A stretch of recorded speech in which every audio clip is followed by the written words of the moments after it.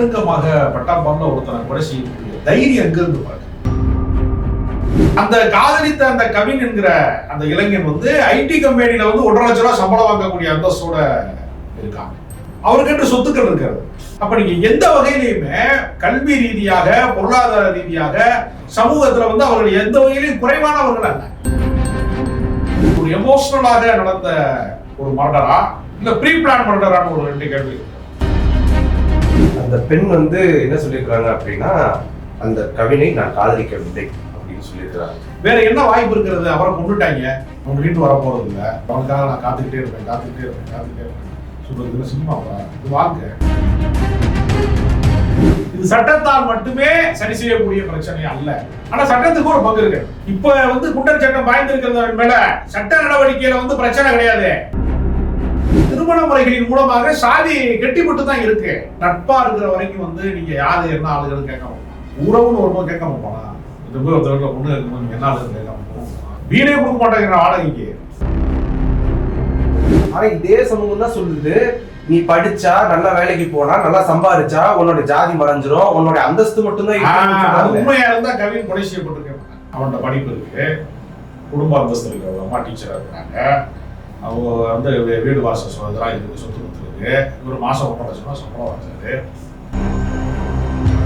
ஒரு திருப்புவனத்துல வந்து அஜித் குமார்ங்கிற ஒரு இளைஞன் வந்து காவல்துறை சித்திரவதை மரணத்துக்கு ஆளாக்கப்பட்ட போது ஒட்டுமொத்த தமிழகமும் கொந்தளிக்குத.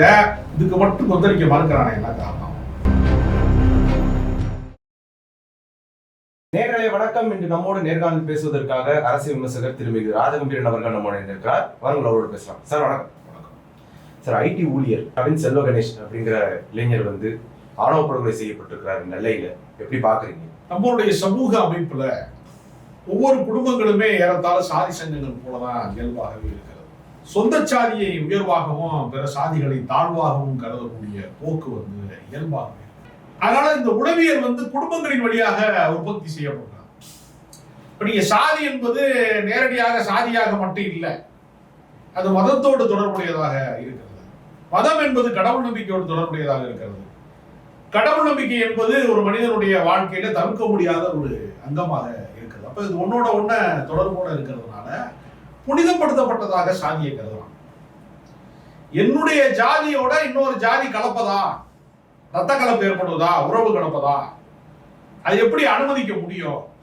இதுல என்ன ஒரு பெரிய வேடிக்கைன்னா, அந்த காதலித்த அந்த கவின் என்கிற அந்த இளைஞன் வந்து ஐடி கம்பெனியில வந்து 1.5 லட்சம் ரூபாய் சம்பளம் வாங்கக்கூடிய அந்தஸ்தோட இருக்கான். அவருக்கு சொத்துக்கள் இருக்கிறது.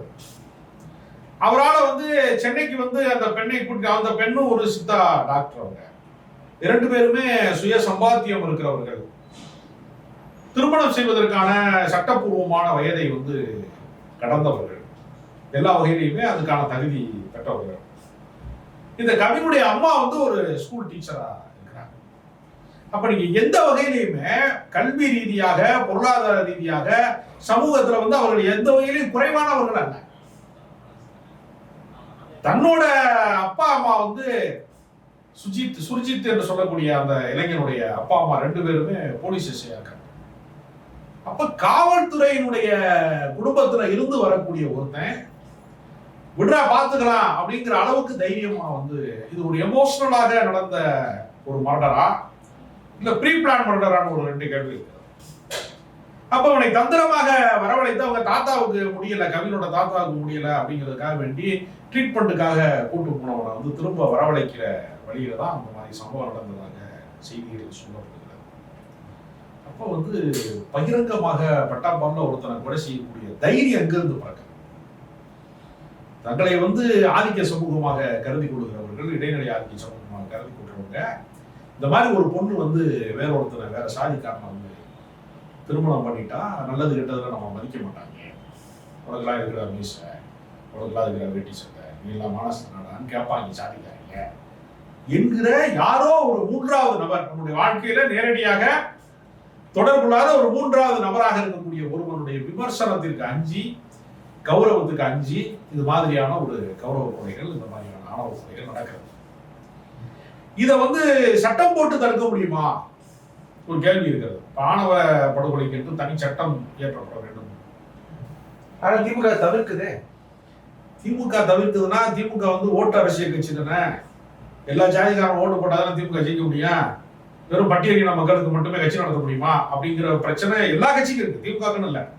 இதுக்கு முன்னாடி அதிமுக கொண்டு வச்சா ஆணவ படுகொலைக்கான தனி சட்டம் அவங்க கொண்டு வந்தாங்களா? நம்ம அது திமுக கொண்டு வரலாம்ல. இது சட்டத்தால முதல்ல தடுக்க முடியாத விஷயம். இப்ப வந்து குண்டர் சட்டம் பாய்ந்திருக்கிறது மேல சட்ட நடவடிக்கையில வந்து பிரச்சனை கிடையாது.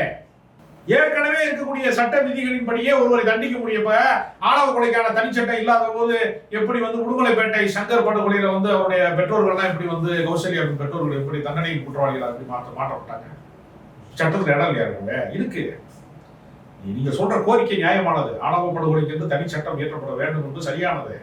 பிசிஆர் ஆக்ட் இருக்கு, தீண்டாமைக்கு வந்து வன்கொடுமை தடுப்பு சட்டம்லாம் இருக்கு. பிசிஆர் ஆக்ட் இருக்கிறதுனால தீண்டா முடிஞ்சிருச்சா? பல பேர் வந்து பொய் வழக்கா பயன்படுத்துறதுக்கெல்லாம் பயன்படுத்துற சொத்து பிரச்சனையில எல்லாம் ஒருத்தர் இடத்த இன்னொருத்தன் வந்து எடுத்துக்கிட்டேன் அப்படின்னா கூட பிசிஆர் ஆக்டை போடுறதுலாம் மிஸ்யூஸ் பண்ணக்கூடிய இடம்லாம் இருக்கு.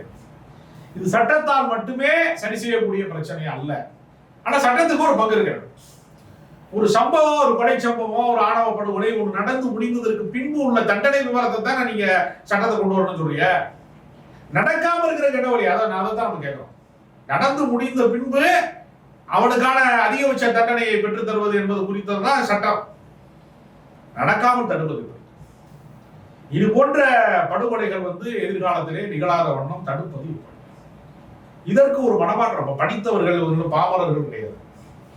கிராமத்துலதான் சாதி வேரோடி கிடக்கிறது, நகர்ப்புறங்கள் எல்லாம் அது மெல்ல மெல்ல மாறி வருதுன்னு சொன்னா இது திருநெல்வேலி வந்து ஒரு மாநகராட்சி. அப்ப இவன் வாழுகிற இடம் வந்து சென்னையில ஐடி கம்பெனில இருக்கான். அப்ப சாதி வந்து மாநகரங்களுக்கு மாறிவிட்டவர்களை எல்லாம் துரத்தாது என்று நம்ம நம்பிக்கிட்டு இருக்கோம். இங்க வந்து கிராமப்புறம் வந்துச்சுன்னா ஊர் வேறையாவும் சேரி வேறையாவும் தனித்தனியா இருக்கிறது.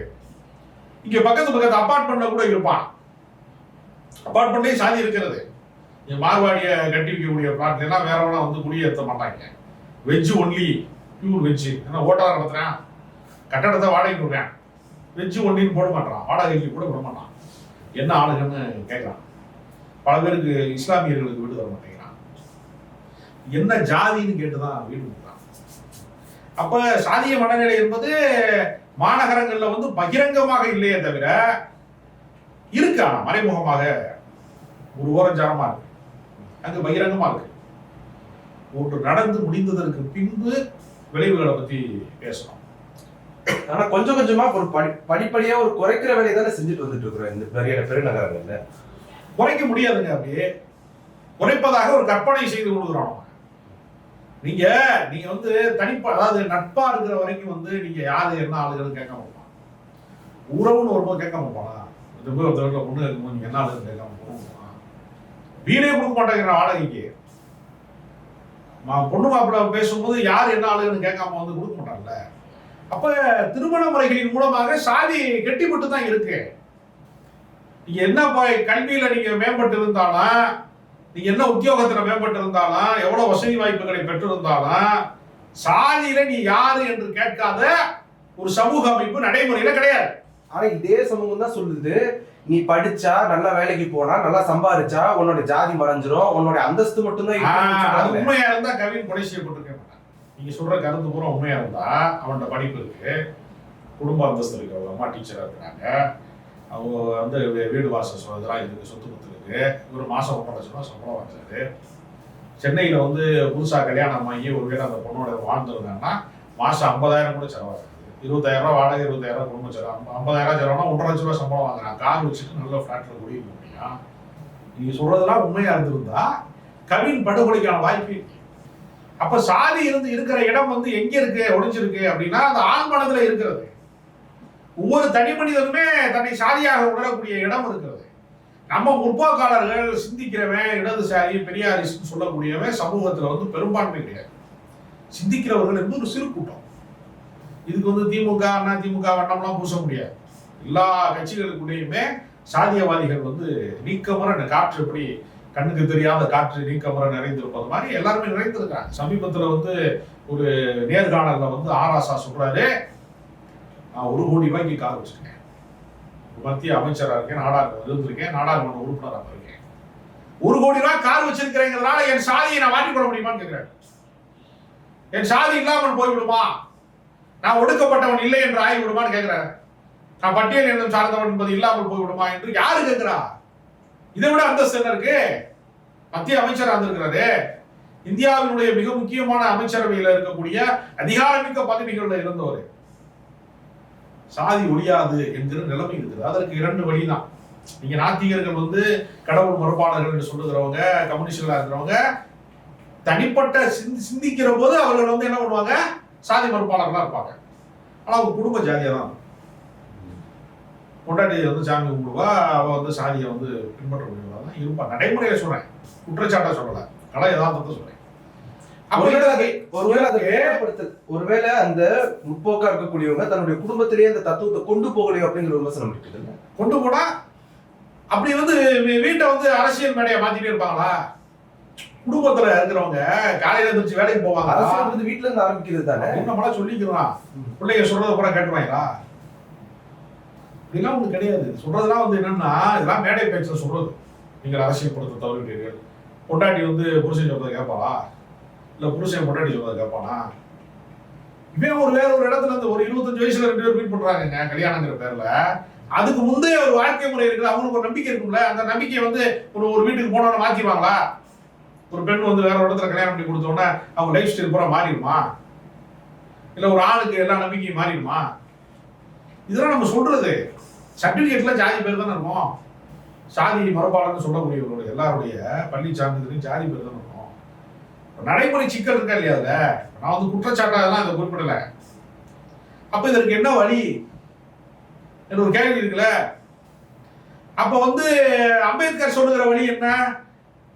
நான் கெடுவாய்ப்பாக இந்துவாக பிறந்து விட்டேன், நான் மரணிக்கிற போது ஒரு இந்துவாக நான் இறக்கம் தருவாயில் ஒரு இந்துவாக இறக்க மாட்டேன் அப்படின்னு அவர் மதமாற்றத்தை வலியுறுத்தினார். ஆனா இன்னைக்கு வந்து யாராவது மதம் மாறுகிற சூழ்நிலை இருந்துச்சுன்னா பதட்டம் அடைகிறான். அரசாங்கமே வந்து ஐயோ போயிடாதீங்க அப்படின்னு சொல்றான். அப்ப இதற்கு வந்து பௌத்தத்திற்கு மாறினாங்க. மீனாட்சிபுரத்தில் இருக்கக்கூடிய இந்துக்கள் வந்து இஸ்லாமிய சமூகத்துக்கு வந்து மார்க்கத்துக்கு மாறினாங்க. பல இடங்கள்ல இது நடக்குது. ஆனா நடைமுறையில இதை போற்றி பாதுகாக்கக்கூடிய இடத்துல சாதி மட்டும் கிடையாது.